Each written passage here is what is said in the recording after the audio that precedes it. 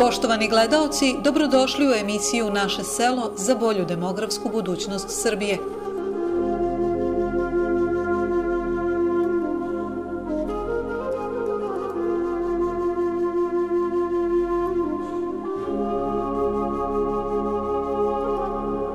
Epizodu smo posvetili sećanju na mobu kakva se vršila pre pojave kombajna i poljoprivredne mehanizacije danas.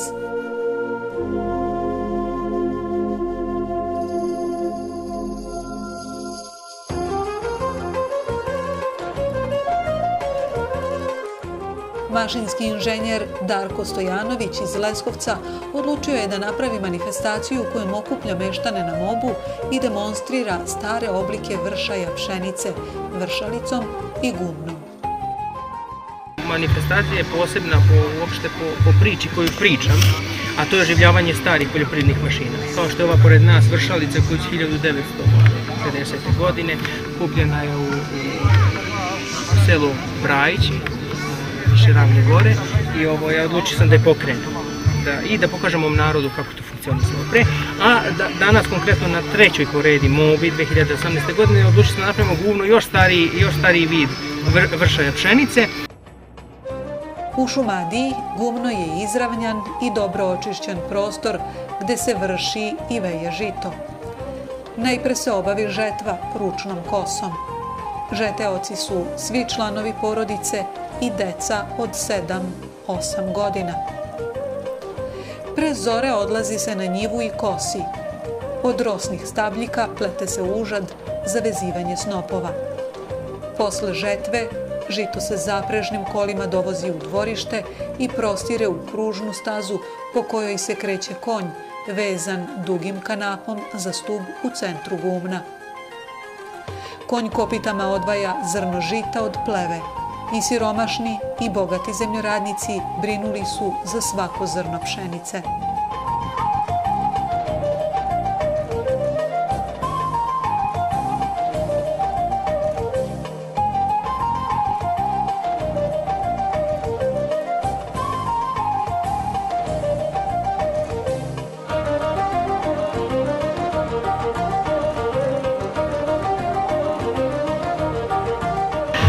Zbog ove manifestacije malo odložili žetvu? Jesam, pomerio sam žetvu, znate kako, protekle godine je bila prevelika vrućina, pa sam ja odlučio da manifestaciju pomerim. Međutim, ove godine to, inače ne bi se ona mogla održati od kiše, tako da ove godine je bila kišovita, a pomereno sad, evo danas vidite da je temperatura prilično letnja, tako da je to, mislim da je prava ona, kako je to trebalo biti. Kako je bilo možda tad, u to vreme kada je ova mašina radila, zaista, u to vreme da nisu ovako bile vrućine, gdje je lakše se optajalo na suncu. Šta je se desilo, ne znam, ali danas primećujem da ljudi prosto na njivama i u poljima svoj rad ili su tamo izjutra kada obavljaju svoj rad ili popodne, zato što je neizdrživa prosto. Današnja temperatura je otprilike onako kako je to bilo možda nekada, pristojno je da se može obavljati mašina, ne toliko pod velikim pritiscima temperatura, tako da je odlično, dan je prosto ono kao što bi svega Bogom dan. Kada su napravljene vršalice, vršaj žita je postao pouzdaniji i brži, ali je i dalje bio težak. Ko je imao u mašini u to vreme, on je bio domaćin. Znači danas je to možda domaćin koji ima komba i neki od par desetina ili stotina hiljada eura, u to vreme je domaćin bio neko ko ima ovu mašinu. A još pritom pridodamo parnu mašinu, taj je zaista bio bogat čovjek.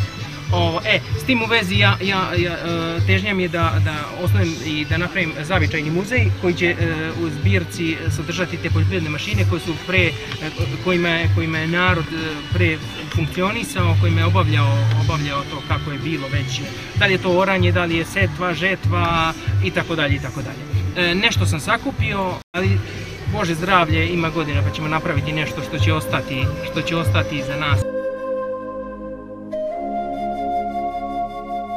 Na vršalici je radilo oko 26 ljudi. Rukovalac potpisuje ugovor sa vlasnikom vršalice da će raditi za polovinu ujma ili ušura koji vršalica naplati, a vlasnik vršalice je uzimao 8 do 10% od ovršene količine u zavisnosti od konkurencije i klimatskih uslova.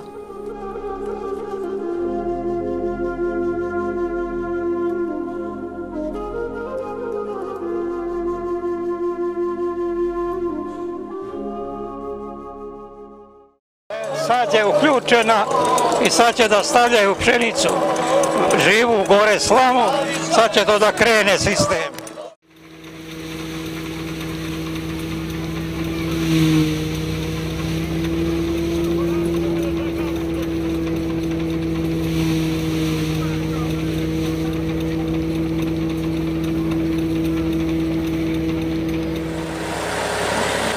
Dva, tri dana jedna njiva od hektara da se to požnje, pa da se ukrstini, pa pozda stoji malo nekoliko dana, pa se vuče ovako na kola, pa se tera u stogove kućama i onda se to sadene, pa onda lokomotivove mašine, parne bile, nije ni traktor imao, to se loži sa drvima, pa para pokreće i to vrši se i tako. Koliko je ljudi potrebno na vršalici? Oko 15 do 20 ljudi. To ide ceo dan, to ide brzinom. Jer ovo su probe, znaš, malo je. Kad se jednom upali mašina, ona se ceo dan ne gasi? Ceo dan ne gasi, smenjuju se radnici i to ide kroz celo selo, a gdje završe pre, onda se ide u drugo, na ispomoć. Ko je mogao da se koristi ovom mašinom? Samo onaj koji je imao novac da je plati? Pa da, koji su imali te mašine. Imali su, morali su da imaju stručnjake, ko to mora da pazi, da opremi, da proveri da li radi sve dobro. Vidiš, mjesto za pušenje, gdje ne sme u slamu vatra i slama ne sme zajedno. Vidimo kako ova žena hvata snopove. Ona oseca veze, one koje su vezani snopovi, a ovaj uzima, to se zove rani. Rani dreš, to ima dob velik, koji vitla i mlati pšenicu i dole oseva. I slama tamo izvada, vamo ide pšenica. Sad ćemo da vidimo da li ide dobro.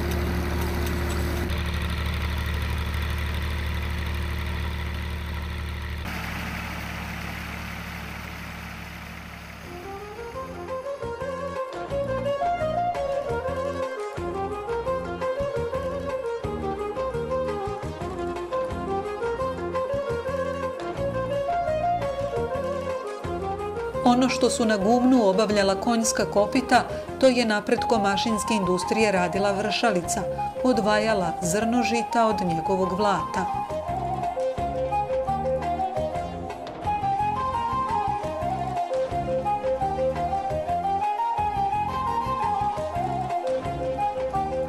Ovo je preteča kombajn.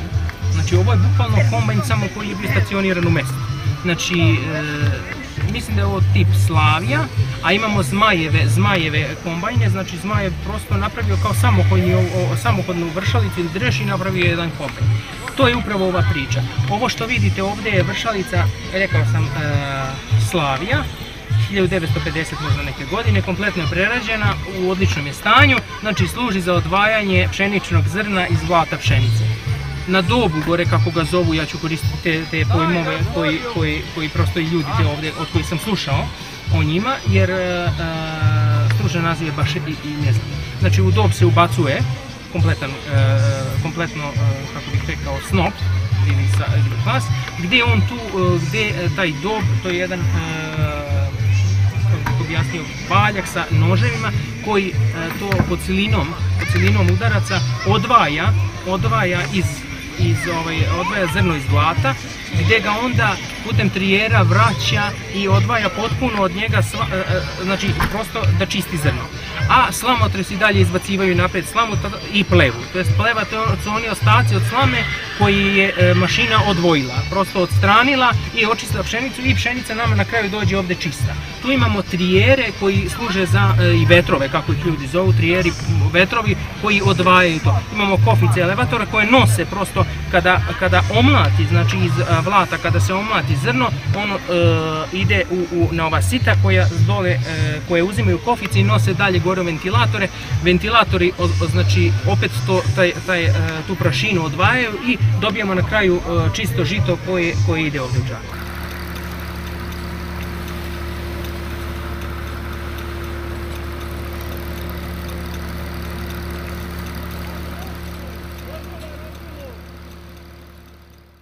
I tako u staru mašinu idu i stari pojmovi. Dob, valjak sa noževima u koji se ubacuje snop. Trijeri ili vetrovi čiste i razdvajaju zrno.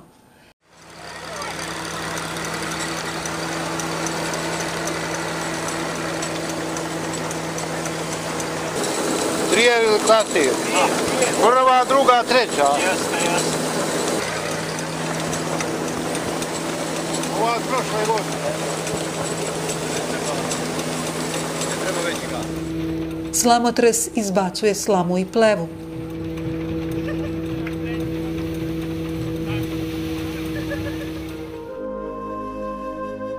Tu su levator, to jest mehanizam sa pokretnom trakom za prebacivanje tereta, sito, ali i drugi delovi stroja koji ipak ima svoju predistoriju. Pre vršalice postojale su i druge jednostavnije mašine. Na njivi smo morali pokositi, prvenstveno je to bilo ručno, kasnije su došle žetelice, a potom samovezačice, znači ja imam samovezačicu koju je pomogao, koju je direktno direktor LP50, gospodin Milorad Grčić je pomogao njenu revitalizaciju u Kolubari Metal. Ta mašina je spremna da radi, međutim nisam imao hrabrosti da ja to ove godine prežem, pa Bože zdravlje, neku mobu, žetve, to ćemo organizovati neke naredne godine. Znači to su mašine i to je mašina koju nije mogla imati svaka kuća, to da smo načisto. Imali su je ozbiljni domaćini, tako da ta mašina pokosi, veže u snopove, onda se to složi u stogove, krstine, potom se to iz krstina doveze na guvno na stogove i onda to odstoji da sazreli pšenice, onda se to na mašinu, tako dobijemo, bukvalno obezbeđujemo hranu za narednih godinu dana. Ovdje vidimo da pomaže traktor. Da, pa traktor je pogon. Znači, pre su bili to stacionarni motori, kako su ih u narodu zvali, Aran ili Slavije. Međutim, ovdje nema, koliko ja znam, na našoj teritoriji uopšte ne znam, nema ni jedan takav motor. Postojala je parna mašina, međutim, nismo uspeli da je prosto pripremimo za ovu manifestaciju. Nadam se da će neke naredne godine da će ona biti u mogućnosti, da će vlasnici nju revitalizovati, pokrenuti, da ćemo imati prilike da je vidimo.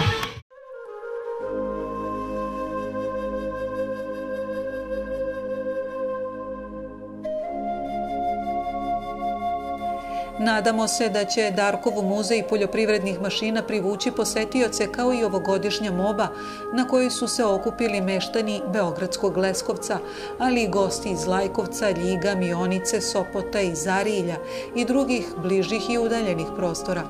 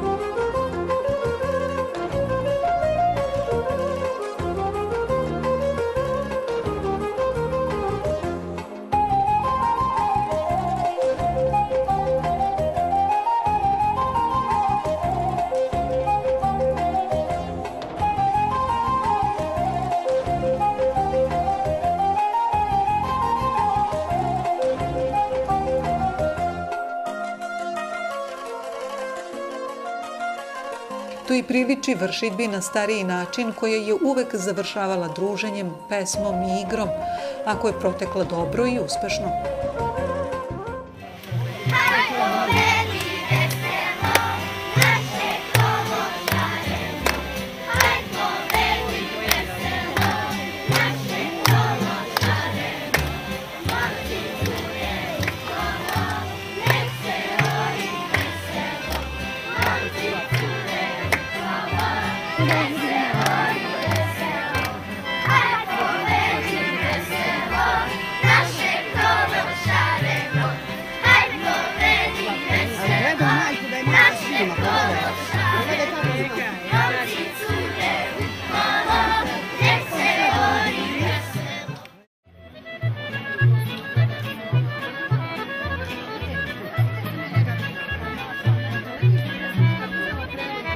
livada je moja uspomena, drago čekam, ali je više nema, da se vrati gde smo nekad bili. Oj, livado, mi smo te kosili, da se vrati gde smo nekad bili. Oj, livado, mi smo te kosili.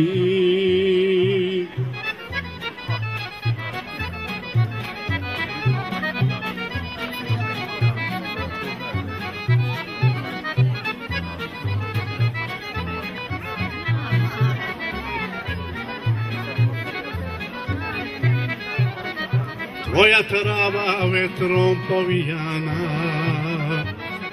lišće pao je njivama, kao da su čilim napravili. Oj, livado, mi smo te kosili, kao da su čilim napravili. Oj, livado, tu smo srećni bili. Gumno ne predstavlja samo mesto za vršaj, nego prostor za narodno okupljanje radi većanja, dogovora, ali i igre i razonode.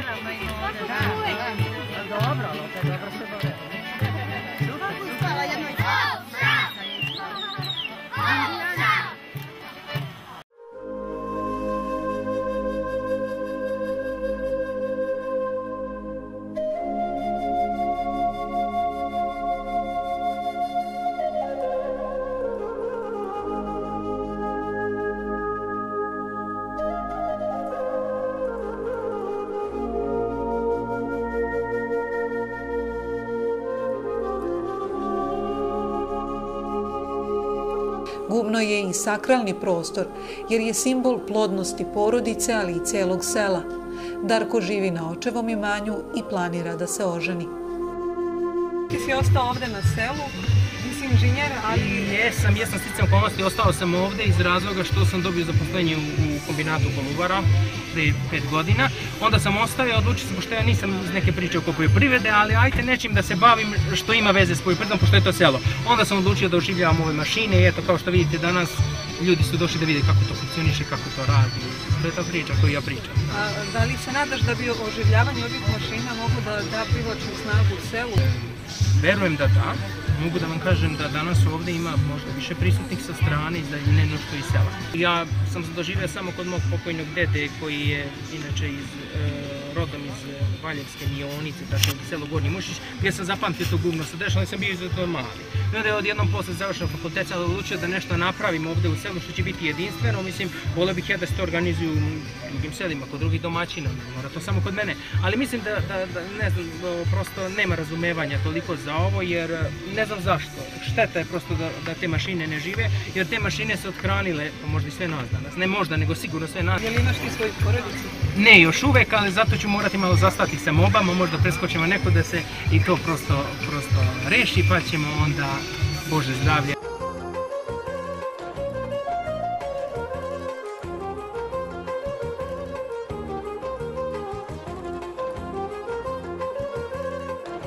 Selo Leskovac pripada gradskoj opštini Lazarevac i gradu Beogradu. Nema mnogo stanovnika, ali je na Darkovoj mobi odisalo životom i pretežno mladim ljudima i decom. Najmlađi su se najviše zanimali oko konja. Pitomi konji, naviknuti na pažnju i ljudsku negu, uživali su u slatkom voću iz dečijih ruku.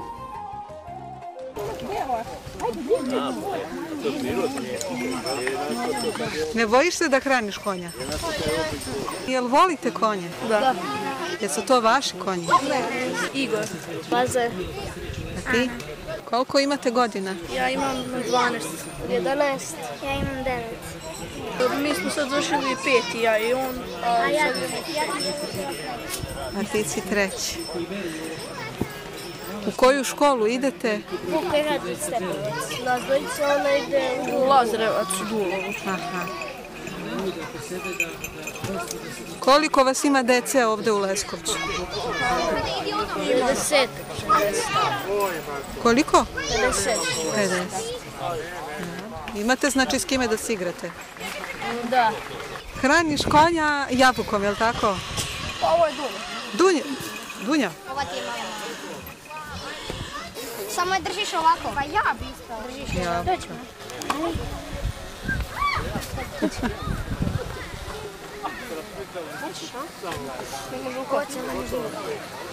Polako, polako. Daj ovaj baš volim. Vidi kako se daje.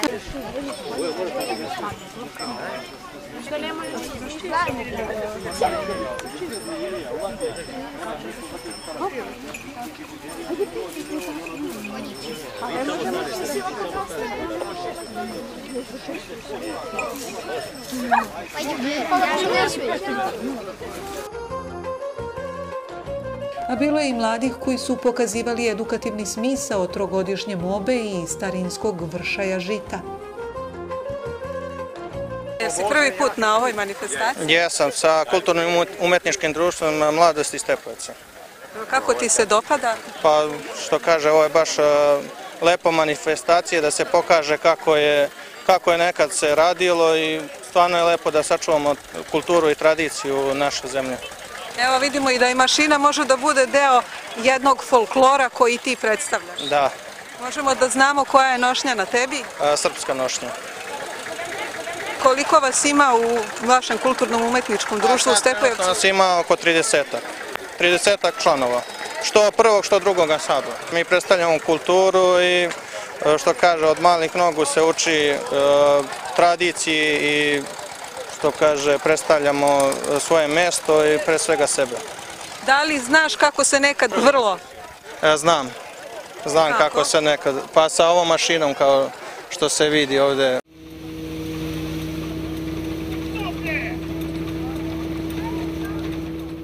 Vi ste odavde iz Leskovca? Da, mi smo iz Leskovca. Svake godine smo ovde kada je moba, zato što volimo da dolazimo i da upoznamo neke naše stare običaje, kako su to naši preci preživjeli, šta su radili, kako je sve to funkcionisalo i tako. Prabake i pradeke. Da. Šta ste zanimljivo naučile ovde? Pa meni je ovdje skoro sve zanimljivo jer mi je drago što se sastajem sa ovim i zanimljivo mi je nekako da gledam i da radim. I da obučem ovu nošnju. Lepa vam je nošnja. Hvala. Vi znate koja je ova mašina iza nas? Iza nas je dreš, to je jedna mašina koja služi u stvari za ishranu ljudi i životinja. Tako. Da li ti pomažeš kada su mobe organizovane ovde? Naravno da pomažem jer je meni to zanimljivo i nekako mi je i drago kad pomažem. Inače, vi ovde živite, kako vam je u selu? U selu nam je odlično, pomažemo mami i baki šta treba i to tako živimo. Koliko vas ima u domaćinstvu? U domaćinstvu nas ima 6. Nas je 4.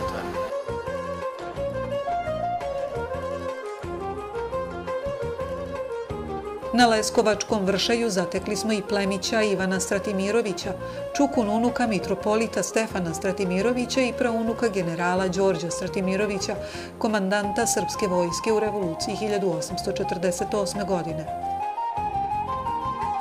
Moji su preci bili ratnici, sveštenici, od najčuveniji moj čukun stric, da tako kažemo, Stefan Stratimirović je mnogo učinio u svoje vreme za opstanak srpskog naroda, jezika, crkve pre svega, pa i pisma ćirilice. Moj pradeda, evo 170 godina se napunilo od 848. burne godine, kad je on kao na čelu srpske vojske u Vojvodini bio taj koji utemeljio današnju Vojvodinu i to da se ona pre 100 godina pripojila odlukom naroda zemlji Srbiji. Gospodin Ivan Stratimirović je u detinjstvu i mladosti učestvovao u vršaju žita i radio na drešu ili vršalici. Za mene uopšte nije novo iskustvo, jer ja sam sa 7 godina na vršalici stajao, sekao snopove i ubacivao vršalicu. Gospodin Ivan Stratimirović je predsjednik Udruženja građana Kultura ćirilice.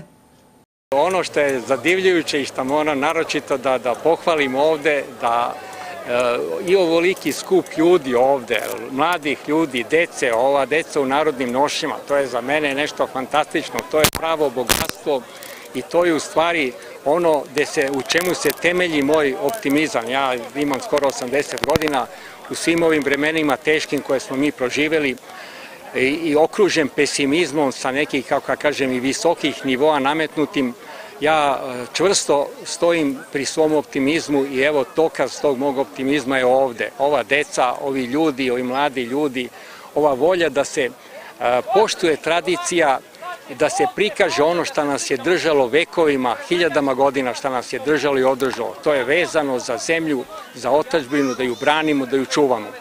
Ovo ovde predstavlja za mene jedan divan primer kako može u onom osnovi društva, a to je selo i oni koji se bave proizvodnjom hrane za sebe, za svoje porodice i za ostale stanovnike ove države, kako mogu da poštuju tradiciju i da učine to da to bude lepo i da se pamti. Seoska moba oplemenjuje i privlači plemenitost, a zrno pšenično je urodilo smislom za vrednosti poljoprivrednog rada i narodnog okupljanja u domu porodice Stojanović i u selu Leskovcu. Na samom smo kraju manifestacije, zadovoljno kolo, meštane, igra. Kako ste vi zadovoljni? Pa veoma sam zadovoljan, da vam kažem. Dosta sam truda uložio i mislim da se to isplatilo, da se ovi ljudi lepo osjećaju i da se prvenstveno moja porodica i ja lepo osjećamo. I nastojat ću da se ovo i dalje organizuje, pa makar i sam kao ovog puta, ali nadam se da ću uspeti u tome. Hvala.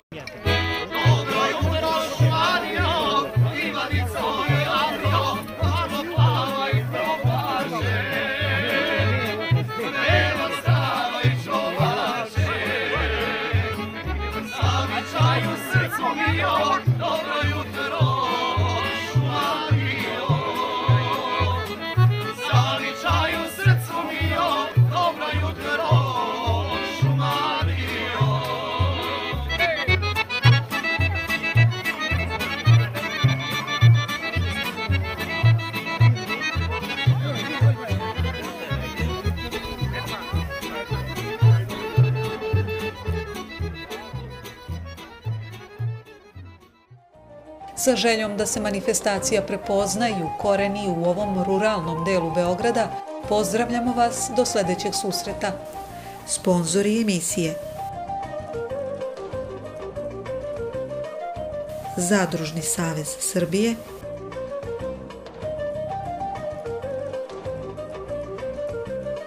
Mermer i Graniti Matijašević,